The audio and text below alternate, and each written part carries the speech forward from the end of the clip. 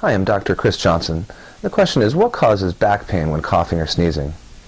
This is due to a condition known as increased intra-abdominal pressure, or increased pressure within the abdominal area, within your stomach, when you're giving pressure to have a bowel movement.